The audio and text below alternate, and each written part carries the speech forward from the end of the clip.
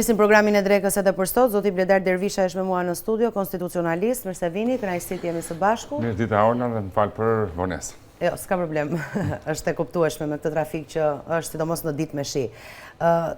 Gjykata kushtetuese ende nuk ka një vendim për kërkesën e kryeministrit për çështjen Balluku. Kjo vonesë është e qëllimt apo është e kujdesshme nga ana e gjykatës kushtetuese në gjykimin tuaj? Kjo vonesë. Unë mendoj që nuk kemi vonesë. Nuk kemi vonesë. Ja. Nuk kemi vonesë, nuk është nga ato çështje të rutinë që përballet gjykata kushtetuese, ku shqyrtohet për disa vendime të dhëna nga gjykatat e nivelit të zakonshëm. Dhe nuk kemi të bëjmë fare, dhe këtu unë përjashtoj emrat, ju cituat zonjë Balluku, unë kemi të bëjmë një kërkim të kryeministrit për mos marrëveshje kushtetuese, për shkak se kryeministri ka pretenduar që prokuroria e posaçme së bashku me gjykatën kanë ka përsyrë një kufi duke hyrë në një kompetencë që i takon ekzekutiv, legjislativ dhe presidenti i Republikës. Ndaj, kjo çështje unë e kam shprehur edhe më parë dhe në emisionin dhe në televizionin tuaj, po ndoshta edhe në televizionet të tjera, që është një nga çështjet më të rëndësishme që ka shteti shqiptar në këto momente. Viles ka përcen edhe atë që ishte shkarkimi një president e Republike që ishte unike si çështje, edhe ky rast është unik.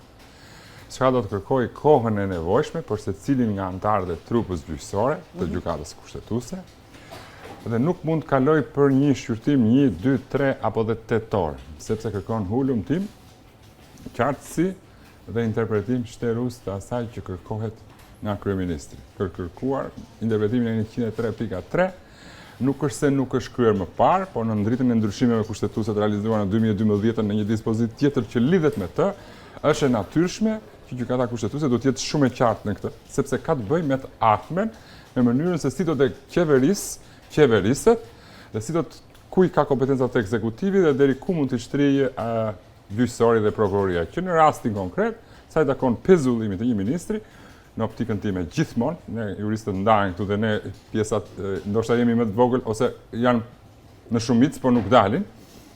Unë vlerësoj që ka një kapërcim të kufive. Drejt nga gjyqësori drejt ekzekutivit dhe legjislativit. Pra kryeministri ka të drejtë.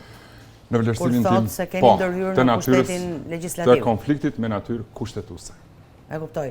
Kur ju thoni se kjo është një nga çështjet më të rëndësishme të vendit sot, ju i referoheni besoj asaj që do të ndodhë nesër, pra të ardhmes dhe mënyrës se si do të interpretohet gjithçka nesër.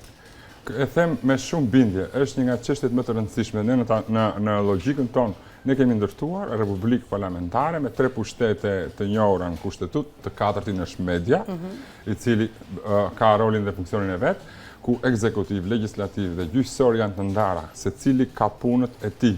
Në kushtetut nuk ka pezullim ministri, ka ojmërim o shkarkim. Dhe organet se kush e realizon këtë janë 3.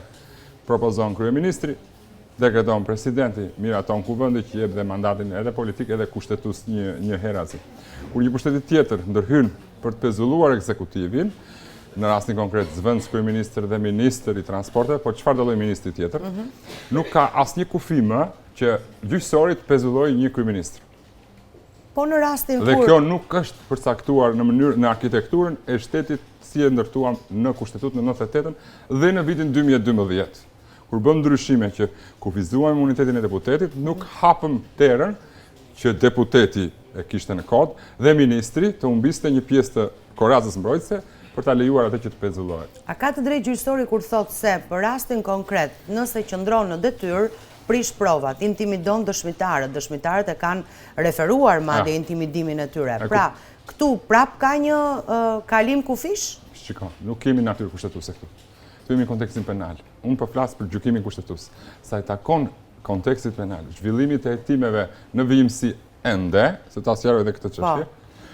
Unë do preferoja që prokuroria e posaçme në rastin konkret, nëse i kishte këto prova, sepse bëhet fjalë për të njëjtat, nuk kishte pse shkonte me një kërkesë për caktim mase, për pezullim nga detyra, ndërkohë që qofse kishte kaq të nevojshme, le të shkonte direkt me kërkesën siç ka shkuar. Në këshit mandateve. Ndërkohë që duket që sapo gjykata kushtetuese vendosi një masë pezullimi ndaj pezullimit, të premten, nëse nuk gaboj, ka qenë gjykata kushtetuese me vendimarrje apo të njëjtën, të hënën prokuroria e posaçme vjen me një kërkesë tjetër përpara Kuvendit të Shqipërisë, sepse gjykata kushtetuese i tha stop në këtë drejtim.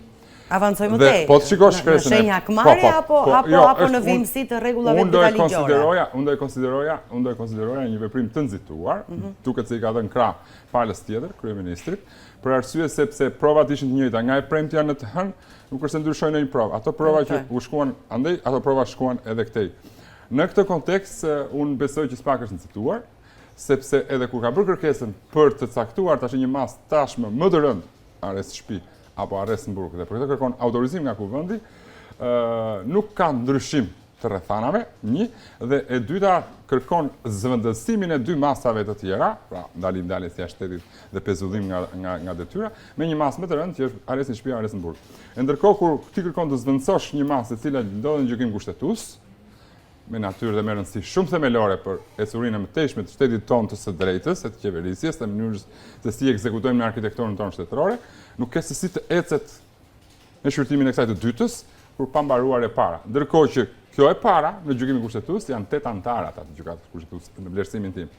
Dhe unë sikur ta ndjej veten në atë tryezë me 8 antarë, do të kisha shumë kujdes, do të shteroja gjithë literaturën e mundshme juridike, dhe në fund ditës janë brenda fatit vetë ligjor. Nga momenti që kanë mbyllur seancën plenare, 30 ditë. Do duhet ta shpallin. Unë nuk e di se kanë kaluar 30 ditë. Jo, në fakt e di pse konsiderohet edhe si e vonuar për shkak edhe të një zhvillimi që ndodhi të martën.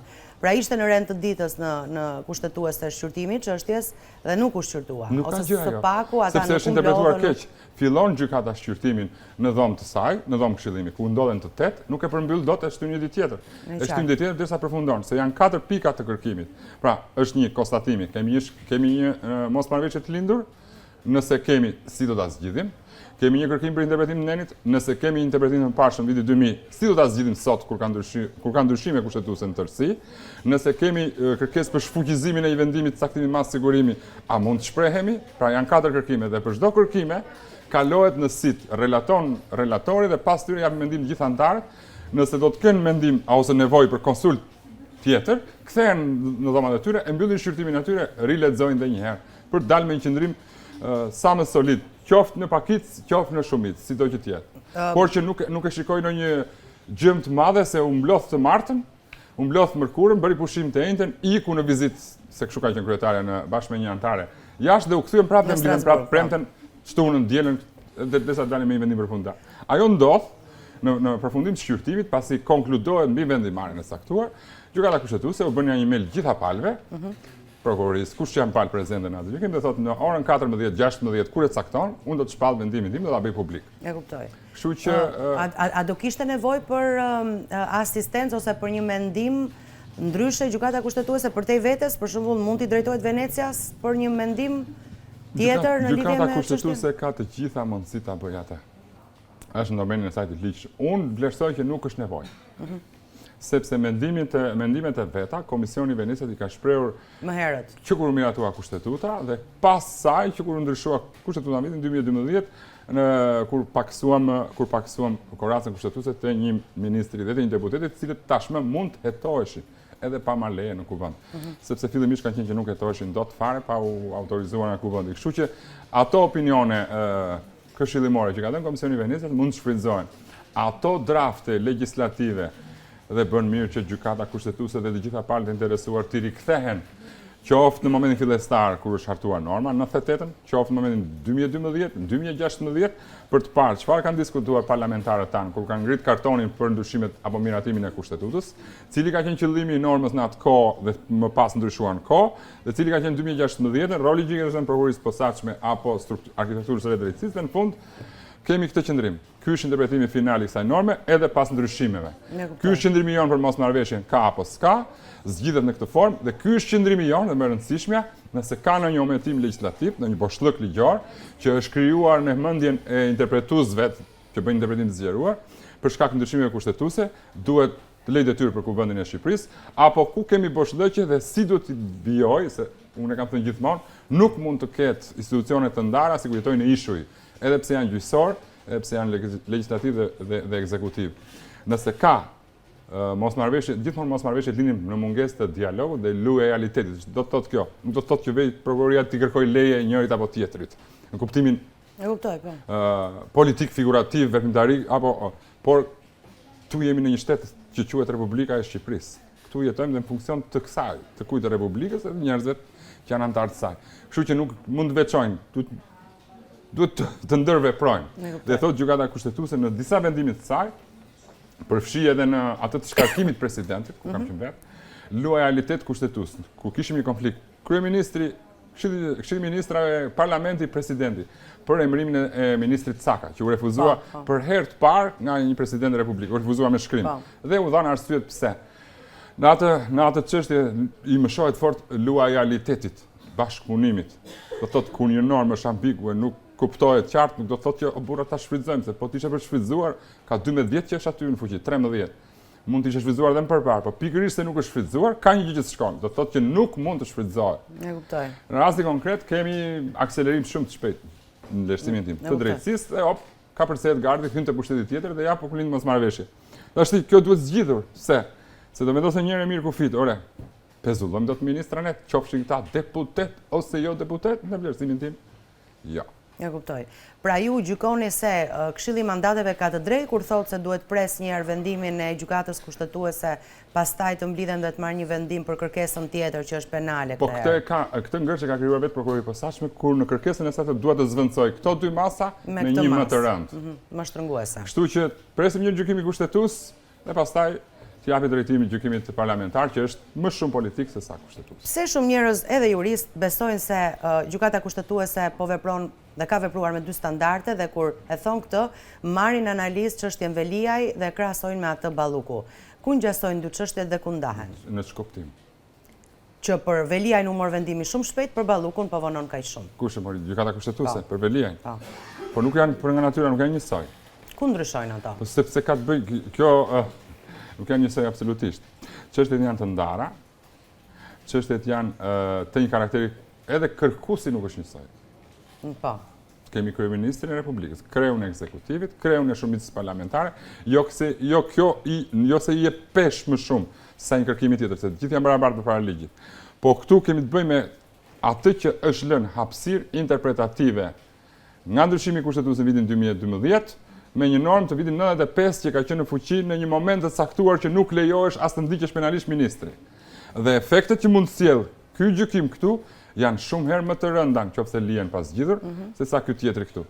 Pastaj ka të bëjë dhe me cilësitë e këshilltarit, relatorit, mënyrës se si dalin çështjet për zgjidhje, për plasje që mund të ketë trupa gjyqësore brenda, se mund të ketë një trup që formon unitetin e saj më një herë dhe del me vendim, ka një trup që ka për plasje, hedh një mendim tjetër, kthehen, diskutojnë, rikthim. Përdesa jemi brenda një mujorit s'mund të quhen vonesë. Ja kuptoj. Duke patur parasysh kë kanë përballë gjykatësit e kushtetueses, pra kryeministrin këtë herë, a mund të jenë friksuar, intimiduar ata kur kemi parasysh edhe gjuhën e përdorur të kryeministrit, artikulimin e tij publik, ka adresimet publike që ai ka bërë për gjithmonë kur kërkues janë krerët e institucioneve kushtetuese, më të rëndësishme dhe ato që njihen në kushtetut. Çështja merr vetvete pesh dhe rëndësi edhe tërheqje të vëmendjes publike më të lartë. Kjo nuk do të thotë, pra çdo njeri mund ta ndjej peshën dhe përgjegjësinë për nga rëndësia e çështjes, sepse kryeministri nuk shkon kot kurrë në gjykatë kushtetuese. E kuptoj. S'ka se si të shkojë. Ai e ka të pakufizuar kërkimin për nga natyra dhe çfarë jep kushtetuta si domen. Po kur shkon në gjykatë kushtetuese nuk është çështje pa rëndësi. Edhe në rastin e refuzimit të një ministri, tashmë, nëse ju mund ta mbani mend që presidenca fitoi. Jo. Nuk ka fituar presidenca në atë kohë. Ka fituar doktrina kushtetuese. Pse? Vërtet çështja që kërkoi kryeministri në lidhjen e mosmarrëveshjes u pushua. Po nuk u pushua se fitoi presidenca në atë rast. U pushua sepse kryeministri pa shkuar në gjykatën kushtetuese bëri propozimin e tij për të qenë edhe kryeministër edhe ministri i jashtëm. Dhe për këtë arsye gjykata kushtetuese e konsideroi të shuar mosmarrëveshjen, të zgjidhur vetë nga kërkuesi. Ndërsa sa i takon mënyrës se si refuzohet një ministër, nuk ligjëroi 100% atë që bëri presidenca, që refuzoi, po tha arsyet pse mund të refuzohet një ministër, janë ato që parashikon në kushtetut. Mund të ketë 1000 arsye të tjera, por arsyet pse refuzon rolin që ka kryer shteti në këtë moment është kjo këtu. E kuptoj. Më kupton rëndësinë që kanë, kështu që duken ashtu, po pesha kur kërkon një kryeministër, një kreu i shtetit, avokati i popullit, janë çështje me shumë rëndësi që marrin peshë dhe vëmendje, edhe natyrshëm, kur janë dhe aktor politik, kryesor të jetës politike në vend, kryeministri apo lider e tjerë politik të tjerë, atëherë patjetër merr vëmendjen e të gjithëve. Edhe ne që jemi jurist, po edhe të opinionit publik, i cili automatikisht në shumicë, kur ka njohurinë juridike, fillon të mendon të kundërt pasaj që ka presion prandaj s'punon gjykatë. Po në fakt ka presion apo jo? Po, është për nga rëndësia vetë çështja është shumë e lartë. Është shumë e lartë. Dhe gjyqtari kushtetues, për nga mënyra se si është zgjedhur, që do thotë një vetting i hollësishëm, vlerësim kemi çuar në atë trup gjykuesi, njerëz cilët do t'i japin drejtim konflikteve më të rëndësishme. Ky është një nga më të rëndësishmet. Dhe ata dinë shumë mirë secili prej tyre, po edhe ne që si jemi në atë detyrë, po e dim çfarë peshe dhe çfarë rëndësie merr kjo çështje në zgjidhjen e saj. Dhe mënyrën se si nesër ne do të qeverisim. Në mos, se ka dhe në mos tjetër, se mund të krijosh një praktikë sot, por nesër forcat politike mblidhen, e ndryshojnë natën e kushtetutës dhe Jakob të ra edhe doktrina që krijove sot, për shemb. Ne kuptoj. Pra, ju çfarë pritshmërish keni? Si do të vendosë gjykata kushtetuese? Unë thash mendimin tim, por çfarë pritshmërisë nuk pres më të mirën për këtë vend. Ku pushtetet janë të ndara nga njëri tjetri dhe askush mos ty nga njëri gardh te gardi tjetër, sepse në momentin kur gardhet shtyhen, temperaturat rriten. Kush e krijoi në gjykimin tuaj përplasjen mes pushteteve për këtë çështje? Po përderisa kërkuesi ka pretenduar shkelje, edhe në vlerësimin tim është akselerimi me shpejtësi i prokurisë posaçme. Qofse kishte këtë merak të prishjes prova, helmimit tyre etj, mund të shkonte ashtu siç parashikon ligji, më të drejtën, më të saktën tek kuvendi i Shqipërisë. Dashur pa dashur, çështja edhe pse kërkon një interpretim kushtetues të një vendimi, është bërë politike, për nga vetë natyra edhe për nga vetë kërkuesi patjetër. Ju besoni se në fakt politika intimidon pushtetin gjyqësor ose drejtësinë e reformuar të vendit tonë her pas here për çështje të ndryshme? Ndikon politika në gjykimin tuaj apo ky pushtet është vërtet i pavarur? Unë nuk mund të konfirmoj këtë që pyesni ju apo anën tjetër. Po fakti është që kur ke përpara një aktor politik, unë besoj që qofse do njëri të vetë intimidohet, mund ta bëj. Por që është vetë pesha dhe rëndësia e funksionit që mbart që krijon një temperaturë të lartë. Kjo nëse duket intimidim, po nuk e di të them, po që aty qëndron objektiviteti, pavarësia apo fuqia që ka secili organ i ri që përballëhet nga njerëz që duhet të shëndoshin qëndrimet e tyre në mënyrë që edhe nëse ka, se natyre, se nuk po përjashtojmë që s'ka, po edhe nëse ka, t'i shmangin. Ja kuptoj. A ka të drejtë kryeministri në artikulimin e tij publik për kërkesën e magjistratëve për rritjen e pagës së tyre? Unë do të qëndroja larg kësaj teme, për mua është krejtëse e parancishme kjo çështje. Edhe ju bëni pjesë, besoj, apo jo? Po, e parancishme komplet. Nëse kemi një pagë 60.000 lekë të reja apo 70.000 lekë më të lartë për gjyqtarët, për mua është krejtëse parancishme. Nuk më intereson hiç kjo. Viles habitem pse i është dhënë kaq vend dhe kaq zë publik kësaj çështje. Që gjyqtarët po kërkojnë cënim të mbrojtjes kushtetuese që ju është dhënë, mos cënimit të nivelit të pagës tyre. Nuk ka rëndësi për mua. Për mua ka shumë rëndësi tjetër gjë. Që po performon sistemi jonë gjyqësor sipas pritshmërive tona dhe me rezulton që jo, nuk po performon dhe po shkelet në mënyrë sistemike të drejtë dhe lirim themelore të njeriut, gjykimi për një afat arsyeshëm. Dhe kësaj nuk kanë të drejtë kërkojnë rritje page? Nuk bëra të lidhje, se cili ka të drejtë kërkojnë rritjen, jo rritjen, se rritjen e jep ekzekutiv, legjislativ. Ta marrin ato që i është rritur. rritur. Po të mos u preket ajo që është. Nëse kemi një nivel prekje të atit parashikimi kushtetues, jam dakord ta kërkojnë ta mbrojnë fort. Po në këtë performancë të dobët të sistemit gjyqësor, jo për fajt të tyre, po për fajt të legjislativit, e them dhe këtë. Për fajt të qeverisës gjyqësorit, e cila nuk ka arritur të jetë të piqet në këto vite, për të treguar problematikën që ekziston në të vërtetë, për të kërkuar ato nisma legjislative financiare për ta përmirësuar infrastrukturën. Atëherë duket sikur pjesa e pagas kalon në plan të dytë. Se do t'i bëja një sfidë gjyqësorit, me shoqatës gjyqësorit. Sa dje kam dëgjuar kryetarin e Komisionit Ligjeve që tha që fatura kërkesës për rritje ose e këtij kërkimi kushtetues është 37 milion euro. Po. Jo se marrin gjithë. Ndërhyrje e mirëfillt në buxhetin e shtetit. Të shpërndarën në të gjithë trupën gjyqësor të prokurorisë. Tash a jemi ne të gatshëm si shoqëri shoqata gjyqësorit? Pa bëj një dorë as po e hedh. Në 37 milion euro unë besoj që do kishim një infrastrukturë më të lartë gjyqësore. Ta zëmë si kur fituan. A janë gatshëm Po gjyqësorit. ndoshta prandaj se kemi? Nuk Nuk e ndjen kam ide. ndoshta të motivuar. Po kemi 20 për vjet atë se rritje? kemi, nuk e kemi pak. Okej, Kemi po, 20 vjet është se shkruar kemi. Aziza Mbitbardh në atë dokumentin e reformës në drejtësi, Që? se ata do të kishin apo jo një rritje page. Po këto të pagat përllogaritur- janë rritur? Janë rritur. Janë në nivel caktuar të lartë? Janë. Ndryshe nga gjithë tjerët. A është cënuar niveli i pagës dhe i përfitimet tjera nga një ndryshim në nomenklaturë e pagët e një tjetër? Kjo pashtisht debati kushtetues. Që ajo është ulur, se po të jetë ulur, atëherë preket norma kushtetuese.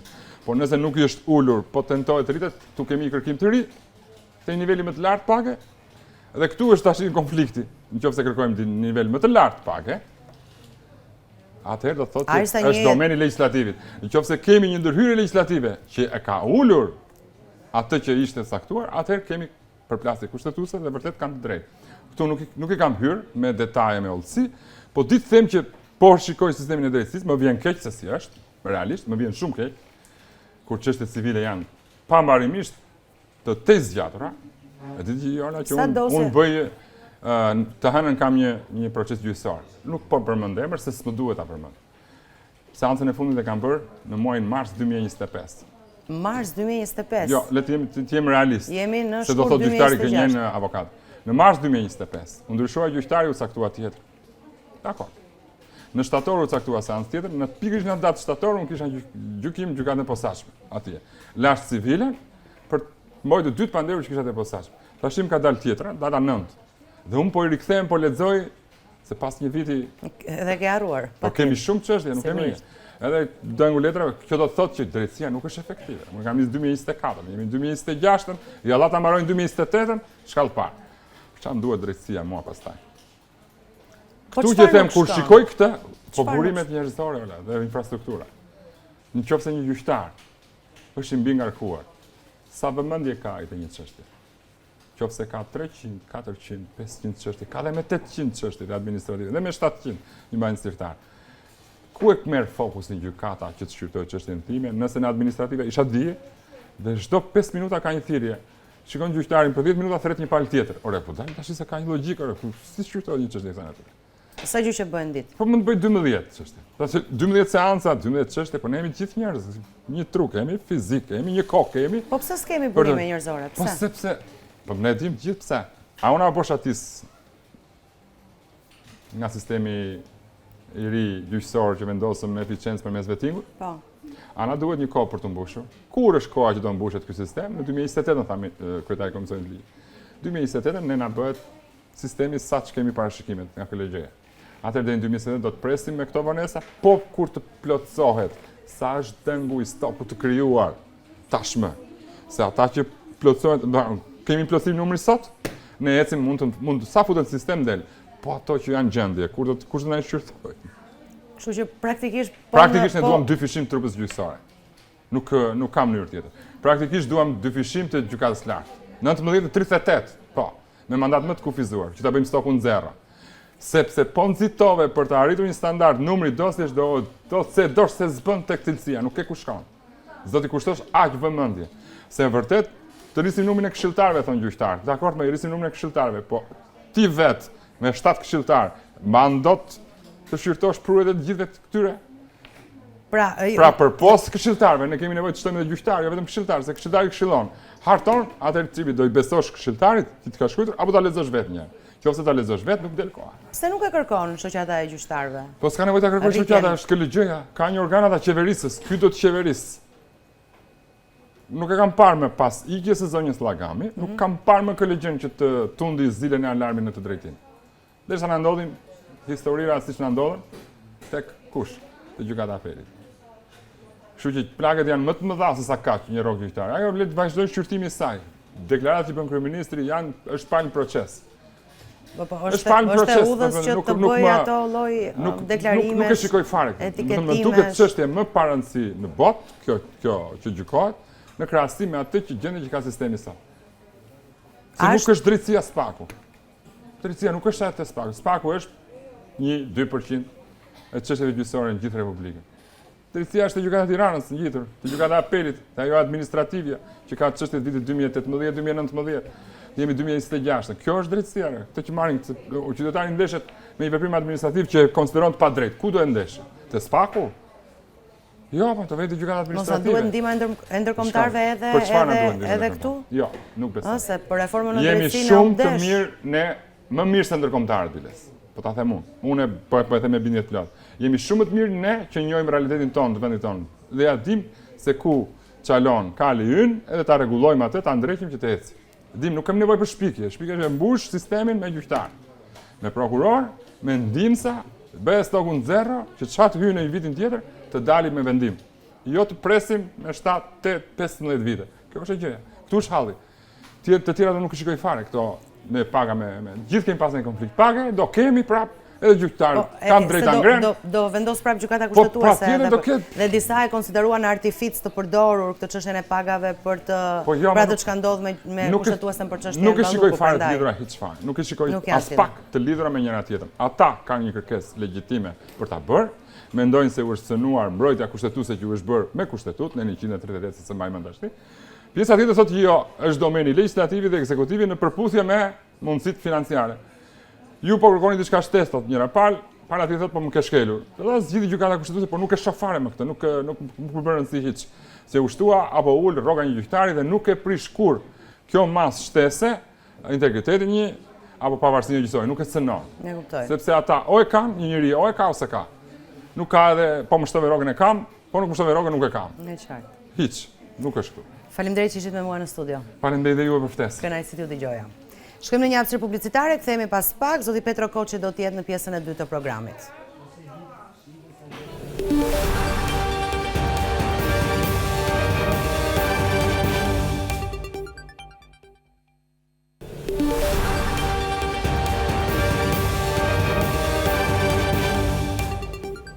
Si sot 27 vite më parë nisi punën konferenca e Rambujes. Aso kohë zoti Petro Koçi mbante pozicionin e ministrit të rendit dhe dha kontributin e vet në emër të Shqipërisë sigurisht për këtë konferencë të rëndësishme. Zoti Koçi është me mua në studio. Mirë se vini, kënaqësi. Mirë se u gjet. Si e kujtoni atë kohë? Atë moment? Ka qenë një kohë, po themi, ankthesh, pikpyetjesh, angazhimesh, emocionesh, taktikash, strategjish. Po vetëm dua të them këtë që Shqipëria ka qenë shumë e angazhuar, edhe unë besoj që një nga meritat e mëdha të mbritjes tek çlirimi i Kosovës i takon patjetër vendit tanë Shqipërisë. Por edhe qeverisë asaj kohe, dhe këtë nuk po e them për konflikt interesi, sepse ka qenë një angazhim i madh që nga kryeministri, ministri i jashtëm, por edhe ministritë e tjera, ku është Ministria e Mbrojtjes, por edhe ajo e rendit. Dhe sigurisht që Ministria e Jashtme ka qenë shumë e angazhuar në bisedimet lidhur me konferencën e Rambujes, vetë zoti Milo drejt për drejt, ka qenë i angazhuar. Por ndërkohë, unë megjithëse isha në një ministri që po themi hapësirën e marrëdhënieve me jashtë për këtë çështje ndofta nuk e kishte aq sa një ministri i jashtme, jam përfshirë drejt për drejt, sepse ne kishim kontakt me UÇK-n, sidomos, dhe ata në rastin e Rambujes kërkonin prej nesh ekspert që ishin të aftë, sidomos në fushën e policisë, por edhe të diplomacisë. Dhe unë jam detyruar të bëj një urdhër dhe të dërgoj 3 vet atje në mbështetje delegacionit të UÇK-s dhe delegacionit të Kosovës. Që ishin?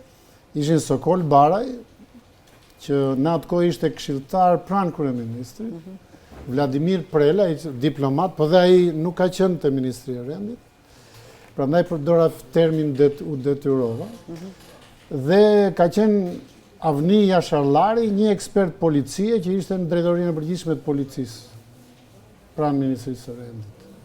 Pra nga këta varësi im ishte vetëm Avniu. 2 tjerët nuk ishin varësit e mi, por kjo duhet realizuar se s'bën, dhe prandaj këta të 3 kanë ikur atje me urdhrin tim.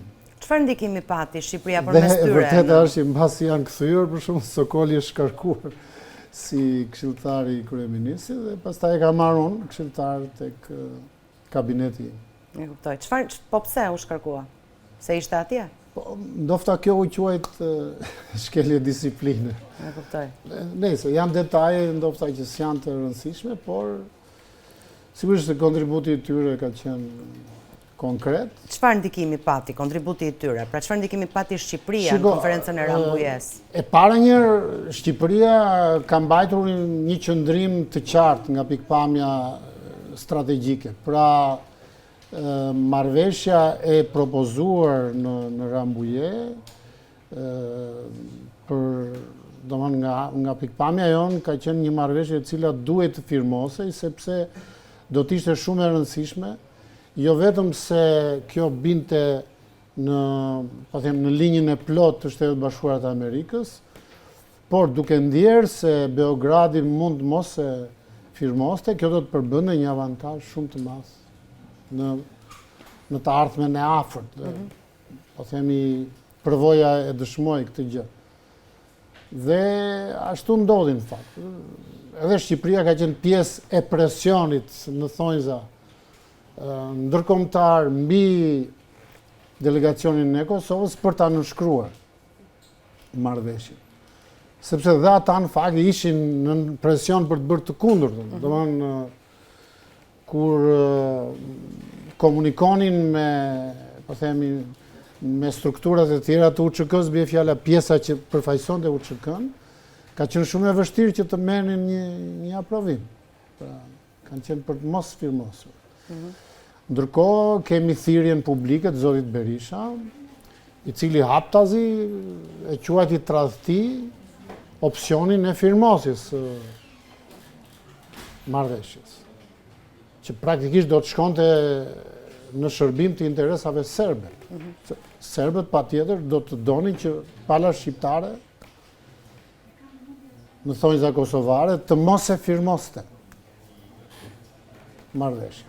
Por domethënë qartësia diplomatike dhe strategjike amerikane, por edhe ajo shqiptare në rastin ton, bëri që të realizoj po themi opsioni më i mirë, që ishte firmosja dhe fati e deshi që parashikimi sipas cilit Miloševići s'ishte i gatshëm për ta firmosur, u dëshmua që ishte i drejtë dhe i sakt, i mirë llogaritur. Si ndikoi kjo marrëveshje më pas, pra firmosja e kësaj marrëveshje, si ndikoi më pas? Domethënë veprimi politik, mendoj unë, më i mençur i gjithë asaj periudhe ka qenë pikërisht firmosja e marrëveshjes së Rambujës. Vetë zhvillimi i konferencës patjetër, por firmosja nga pala shqiptare ka qenë një fat i madh. Edhe fakti që nuk e firmosi Miloševići, duhet ta pranojmë këtë gjë. Kështu që indirekt ne duhet të jemi mirënjohës faktit që Beogradi nuk firmosi. Dhe pasojat ishin të menjëhershme, sepse nga 6 shkurti në 24 mars, është një kohë shumë e shkurtër, filluan bombardimet mbi Beograd, mbi objektet e rëndësisë veçantë, mbi strukturat ushtarake etj. Dhe të gjithë e dim pastaj se si u finalizua historinë. Kështu që patjetër unë e konsideroj veten me fat që kam qenë pjesë e asaj qeverie në atë kohë. Sigurisht çdo njeri tjetër besoj do bënte të njëjtën gjë, pra do të ishte i angazhuar totalisht për të ndihmuar gjithë aktivitetin politik dhe ushtarak të UÇK-s, po dhe të forcave tjera politike për çlirimin e Kosovës. Sigurisht më kujtohen ato rastet kur na vinin informacionet lidhur me të plagosurit e shumë që mbrinin në Tropoj dhe mua më duhej vazhdimisht të nisja me urdhër helikopterin për t'i marrë plagosur për t'i sjellë në spitalin ushtarak. Disa herë kam vajtur atje tek spitali ushtarak, kam parë pamje të tmerrshme. Ka kanë qenë ditë të gjata pune, stresuese, anksiozë? Sigurisht ankthi ka qenë i madh, me thënë drejtën, thuaj që NATO mund të bombardonte, por në një farë mënyrë dukej sikur kjo më shumë ishte për presion që Beogradi të thyej. Po kur ndodhi, ka qenë vërtet një dhuratë e madhe nga komuniteti Euroatlantik, po sidomos nga Britania dhe Shtetet Bashkuara të Amerikës, dhe duhet në nënvizoj dhe faktin që në atë kohë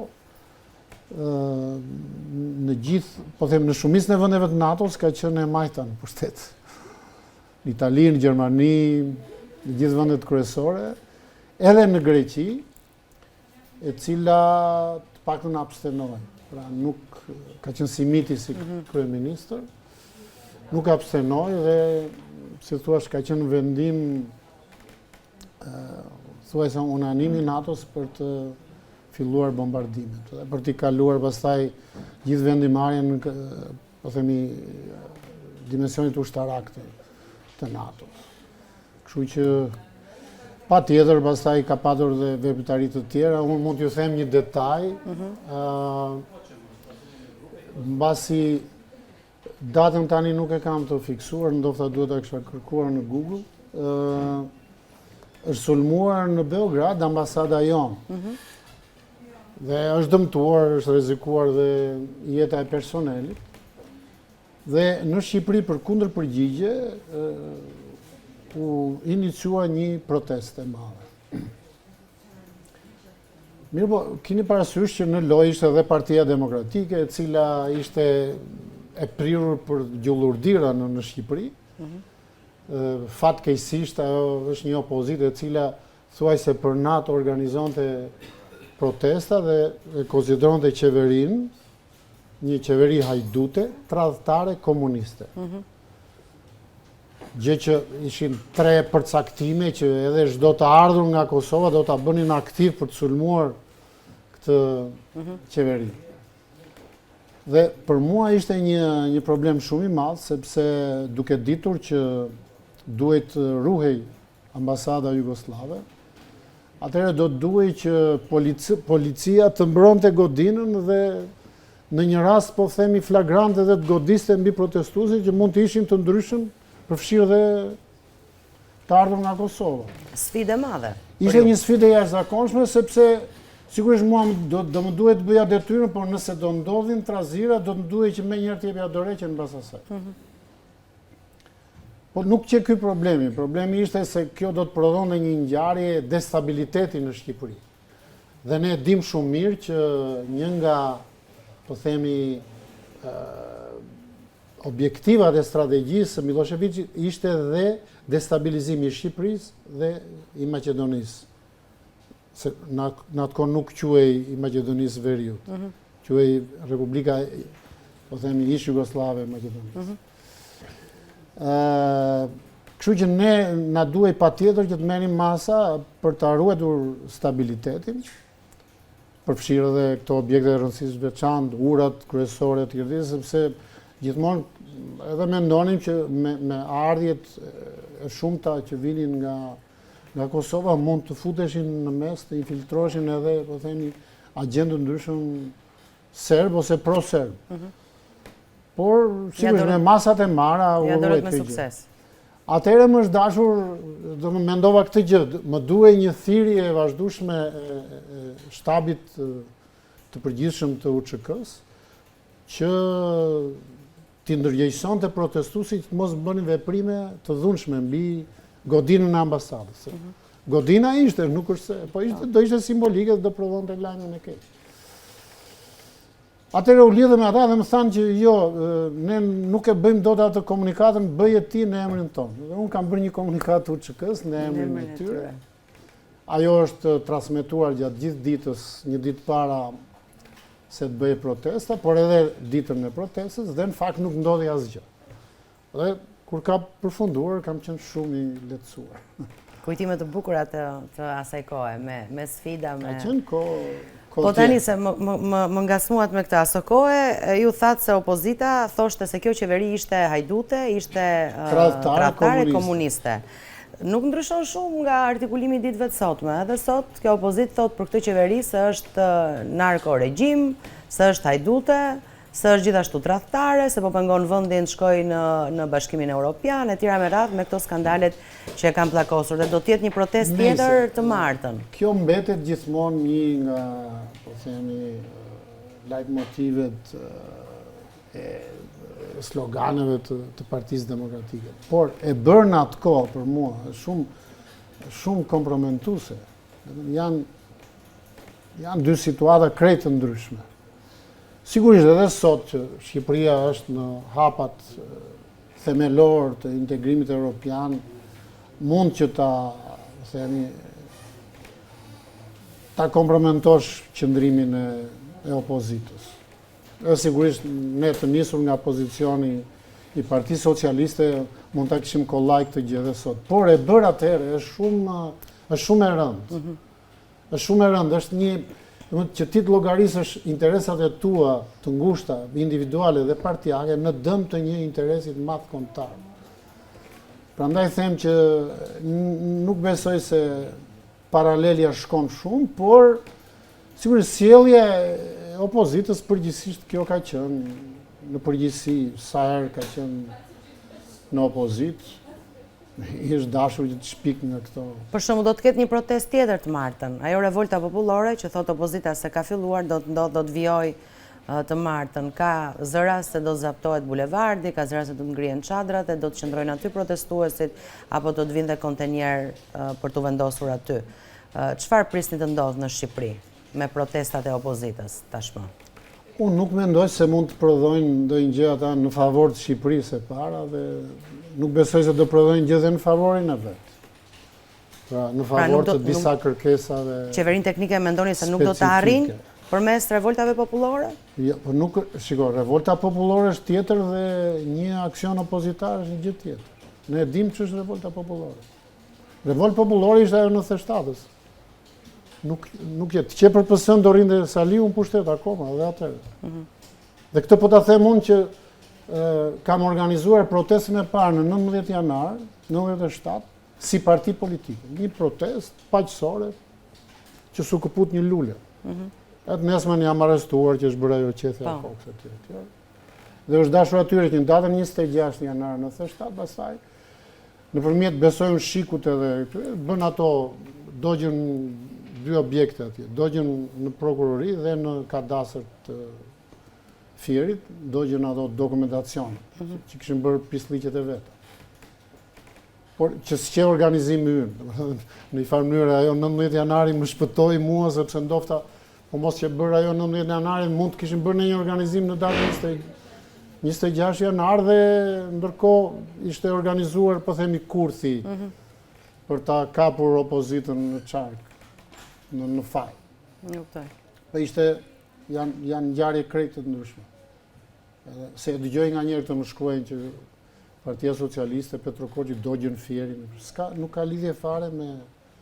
Bile, nëse unë do isha i përfshirë në atë protestën e datën 26, besoj do e meritoja të ndiqesha penalisht e tjere. Por, thash dhe njerë, ndalimi im s'ka lidhje me atë ngjarje. As qethja e kokës, u bë për të më turpëruar dhe që të mos dilja unë më fare për të drejtuar partinë. Sigur që të nesme në dola, basi dola nga qelia. Bëra mbledhjen e parë. Kështu që kjo nuk është një revolt popullore, thoni ju. Nuk është revolt popullore, është një revolt e nxitur nga lartë.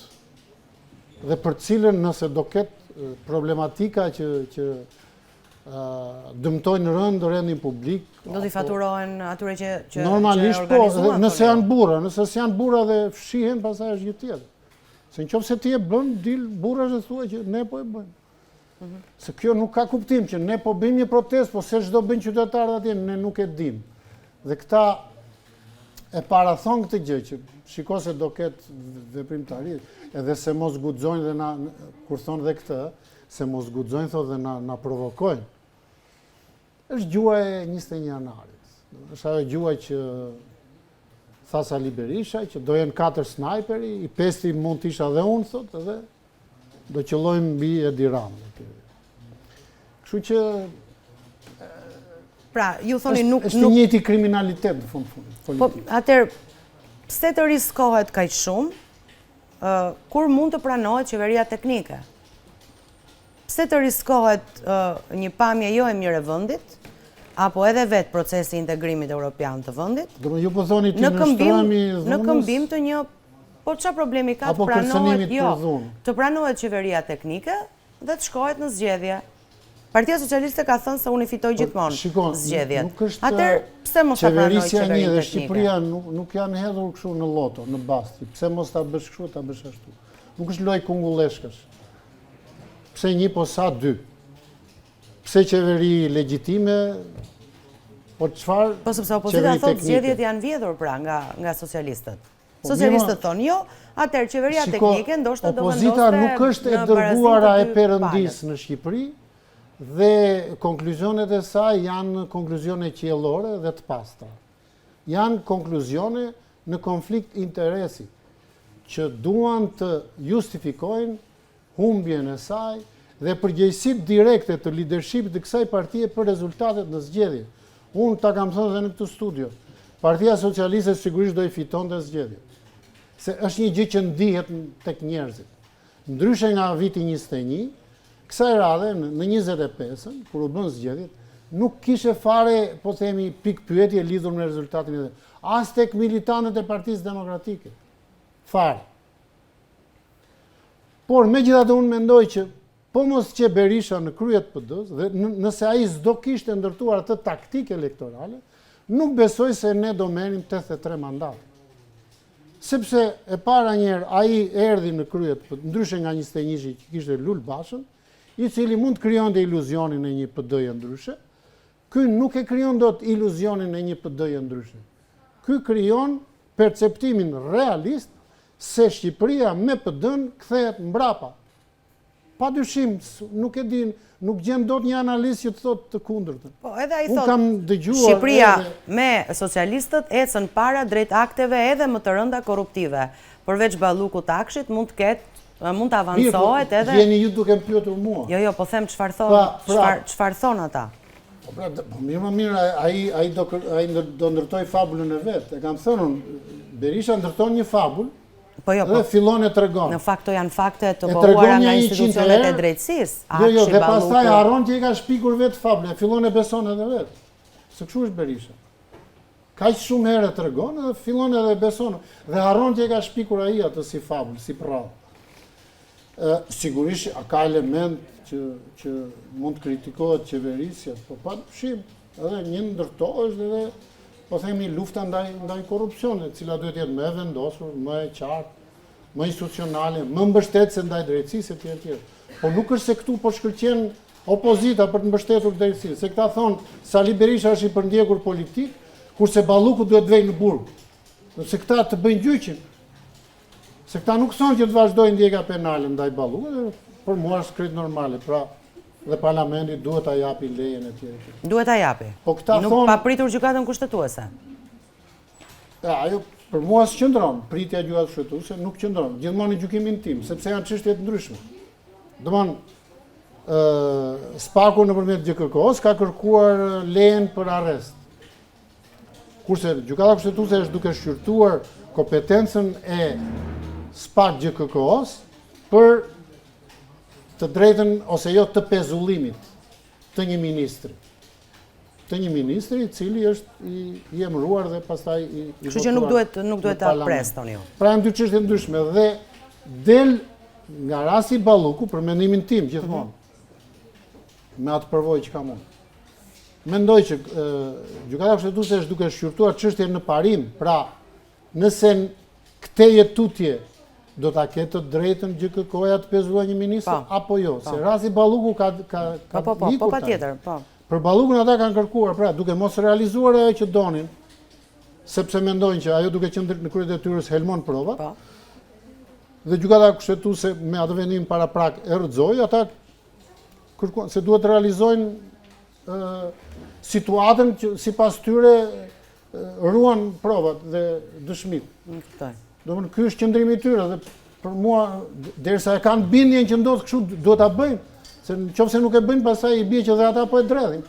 Ka mbrojtje politike zonën Balluku. Tjetër gjë se kjo bie ndesh me një interes politik dhe individual. pa dyshim, po normalisht ne duhet ta mendojmë veten sikur jemi pjesë e SPAK-ut. SPAK-u duhet t'i ri, po themi, besnik objektivit që ka. Dhe objektivi është që të ruaj provat në këtë rast. Kështu e mendojnë ata, unë nuk e di tani çfarë prova shkan, a bën presion ministri apo jo. E kuptoj. Dhe ndjeka penale nuk është për zëvendës kryeministrin, është për ministrin. Se shoh shpesh që edhe për caktimin për këto është zëvendës, nuk ka lidhje me pozitën e saj si zëvendës kryeministri, por si ministër. Ndjekja penale. Qartë, okay. Kështu që në këtë fazë jemi. Pra, PD-ja kërkon që të justifikoj dhe të ndërtoj një alibi për humbjen e vet. Dhe thash, problemi i parë është Berisha, si imazh, si simbolike e kthimit mbrapa, dhe e dyta taktika që ai ndërtoi. Ai në zgjedhje futi gjithë, po themi, kuajt e fuqishëm në listë të mbyllur dhe futi gjithë, po themi, rioshët në listë të hapur. Rama bëri të kundërtën. Pra, të gjithë, po e përdor fjalën kuajt, po nuk është se po i kompromentoj, i futi në listë të hapur Rama. Të tjerë që ishin me më pak, po themi, hapësirë politike, me më pak përvojë, i futi të listë të mbyllur. Kështu që janë dy taktika që kanë objektiva të ndryshme. Pra, Saliu kishte hallin të krijonte një grup privat, personal, besnik të vetin, se që ndodhte me rezultatin punë e madhe, rëndësi kishte grupi që ai do krijonte, ai sa do i dilte në fund, kurse Rama donte të fitonte. Bilen në gjykimin tim edhe në kurrizë të cilësisë së grupit. E kuptoj. Por ama donte fitoren. Prandaj po them që kemi dy strategji ose taktika krejt të ndryshme dhe që çuan atë rezultat. Kështu që a do duhet një opozit e cila humb për fajin e vet, të merret edhe me element, po themi që mund të kenë shkelur, po themi parimet edhe standardet e një procesi të rregullt ligjor të votimit, po patjetër le të merren edhe me atë. Po këta s'kan bërë një analizë për themelin e arsyes që i çoi në atë DRG dhe që i mban akoma. Dhe duan që këtë gjë pasaj ta kompensojnë me dhunë, me akte. Nuk i çon gjykundi. Ndërtuan pastaj një tjetër alibi me Shtetet Bashkuara të Amerikës. Dhe kur erdhi pastaj ftesa për bordin e paqes, besoj e keni parë që kanë heshtur. Unë mundua dhe ata ta kompromenton, jo po do paguhet 1 miliard euro, jo po do vinë palestinezë në Shqipëri, ku di unë, se këtu domethënë janë që të gjithë janë fabulistë fantastik në politikë. Faleminderit që ishit me mua në studio. Faleminderit për ftesën. Shkojmë në një hapësirë publicitare, themi pas pak në pjesën e tretë, do të komunikoj përmes Skype-it me zotin Fatmir Mediu, i cili vazhdon të jetë në Shtetet e Bashkuara të Amerikës. Pas pak.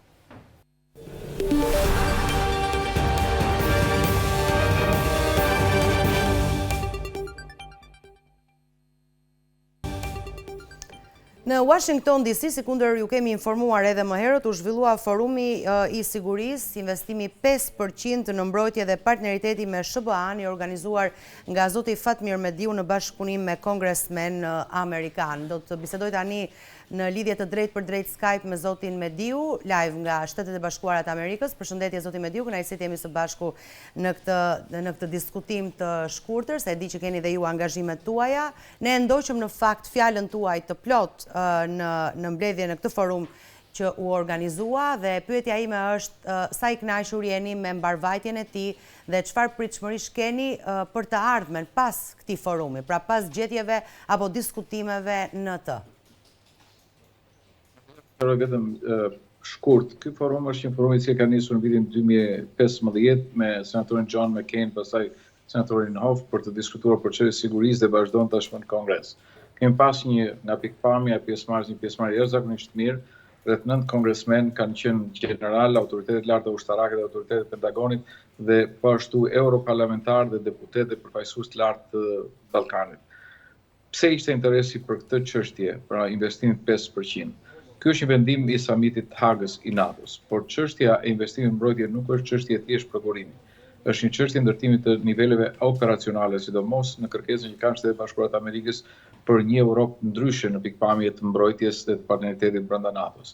Pra, pika e parë ishte domosdoshmëria e funksionimit NATO-s në partneritet, ku nuk janë garantues sigurisë vetëm Shtetet Bashkuara të Amerikës, por e gjithë aleanca. dhe investimet në mbrojtje janë domosdoshmëri, sidomos në kërcënimet që janë sot në ato që janë të dukshme, por dhe në ndryshimet gjeopolitike. Dhe këtu ka pas një qëndrim të përbashkët të gjithë atyre që morën fjalën, si nga Kongresi, Parlamenti Evropian, po ashtu dhe nga përfaqësuesit e rajonit. Për më tepër është ideja si duhet funksionojnë këto investime në mbrojtje, se 3.5% janë thjesht për mbrojtjen dhe 1.5% janë infrastrukturë. Në investimet për mbrojtjen është ajo ide cilën unë kam thënë disa herë me ju, ka nevojë për ndërtuar një dimension NATO në pikpamje rajonale, po marr shembull një vendeve baltike që kanë një politikë të përbashkët, investimet përbashkëta në fushën e mbrojtjes dhe po ashtu edhe thithje të industrisë ushtarake amerikane. Dhe në këtë pikpamje mendoj që vendet e rajonit Ballkanit duhet bashkohen, sepse janë të vogla, kanë buxhete të vogla për ndërtuar nivele operacionale dhe ndërveprime njëri tjetrin, për ndërtuar kështu një deterrenancë përbashkët ushtarake që lidhet po ashtu dhe me qëndrim përbashkët politik për kërcënimet që kanë, bazuar dhe mbi atë që miratoi presidenti Trump Nation Defense Authorization Act. Më tej, ajo që është e rëndësishme është përfshirja e Kosovës në këtë proces. Do thosha gjëja shumë e mirë në këtë konferencë sigurie ishte në mënyrë pa diskutueshme kërkesa e kongresmenit Keith Seld, kryetari për Europën, i cili kërkoi nga gjithë pjesëmarrësit që të mbështesnin antarësimin e Kosovës në NATO, i cili nuk është një proces që vjen brenda ditës, por fillimi i negocimeve dhe diskutimit për antarësim do ishte një zhvillim jashtëzakonisht pozitiv për Kosovën dhe sidomos për sigurinë në rajonin e Ballkanit. Çfarë presim? Pasi ne prezantuam një, po them, policy paper ose një politikë, një qëndrim të disa prej nesh, do të thonë, në këtë forum, të përgatitur me shkrim, do të jetë pjesë e diskutimit me anëtarët e Kongresit Amerikan, me europarlamentarë të tjerë për gjetur një qëndrim të përbashkët dhe për ta përcjellë pastaj si mendim edhe në qeveritë dhe në Departamentin e Shtetit dhe në Departamentin e Mbrojtjes. Ne kongresmenët amerikanë ishin tërësisht angazhuar për një zhvillim pozitiv në këtë drejtim. Duhet ju bëj me dije se ka pasur një takim të mbyllur me folësit kryesor në përfaqësuesit e Kongresit për të parë dhe problemet dhe pikpyetjet që janë ngritur, dhe ajo që dua të them është që Kongresi Amerikan në mënyrë të qartë është në mbështetje të Aleancës NATO-s në një angazhim të përbashkët me Shtetet Bashkuara të Amerikës dhe këtë shikojnë si gjën më të rëndësishme jo vetëm për sigurinë e Europës apo për sigurinë e Shtetit Bashkuar të Amerikës, por edhe për sa i përket sigurisë globale. Pra nuk ka asnjë pikë pyetje ekzistencë ose jo të NATO-s dhe mbështetjen e partneritetit të NATO-s. Takimet që ju keni zhvilluar më pas dhe do të zhvilloni edhe pasi të ndajni me mua nga kjo bisedë, janë gjithmonë në këtë funksion apo në takimet tuaj është diskutuar dhe situata politike në vend? Atëherë, do të thonë, kjo vizitë erdhi në kuadrin se ky aktivitet zhvillohet, nuk është aktiviteti i Mëngjesit të Lutjeve, nuk ka të bëjë me aktivitetin e Mëngjesit të Lutjeve, por është zhvillohet pothuajse në gjithë moment për shkak të pjesëmarrjes masive që ka nga autoritetet edhe nga Europa.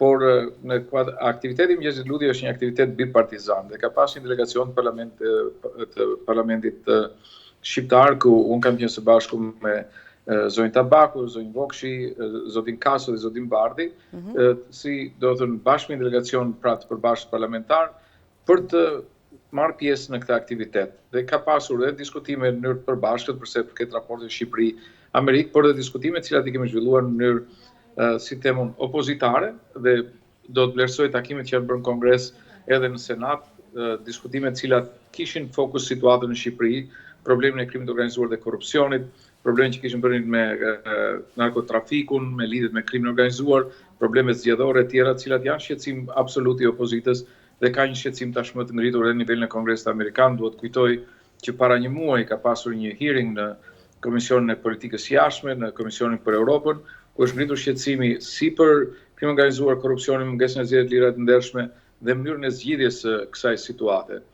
Po ashtu, si opozitë kemi zhvilluar dy takime të rëndësishme, besoj shumë të rëndësishme me presidentin e Institutit Republikan Amerikan dhe presidentin e Institutit Demokratik Amerikan, ku kemi kërkuar mbështetjen sidomos të Institutit Republikan për një angazhim më të mirë të gjithë opozitës në qëndrime të përbashkëta për çështje të rëndësishme, siç është reforma zgjedhore apo reforma territoriale, pavarësisht pasaj se kush do të jetë rruga e gjithë secilit në qëndrimet elektorale.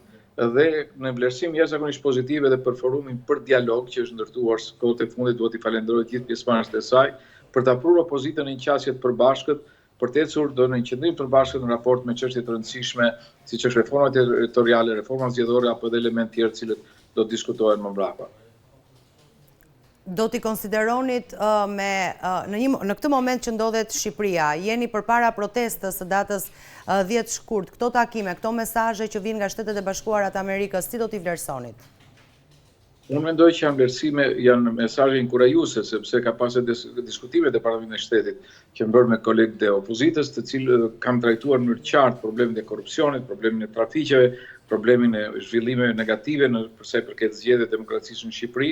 Shqetësimi në Departamentin e Shtetit është i padiskutueshëm, siç ka qenë edhe më parë në raportin që ka paraqitur, por në Departamentin e Drejtësisë për sa i përket problemet të krimit të organizuar, korrupsionit, rasteve konkrete specifike të cilat janë bërë tashmë të njohura jo vetëm për publikun shqiptar, por dhe për faqesit ndërkombëtare. Ajo që unë mendoj që është jashtëzakonisht e rëndësishme është kapitalizimi i kësaj marrëdhënie nga ana e opozitës, e cila duhet të ketë një narrativ të qartë, e cila nuk lidhet vetëm dhe thjesht me atë çka ndodh në Shqipëri, por dhe problemet që krijon rajoni e Ballkanit apo partneritetin me Shtetet Bashkuara të Amerikës dhe një kontinuitet i lëvizjes së saj në raport me Shtetet Bashkuara të Amerikës për treguar qartë që ne e kemi aleat strategjik, por opozita ka një partner të domosdoshëm për të arritur që Shqipëria të ketë në standardet që duhet, ashtu siç duhet veproj edhe në Bashkimin Evropian.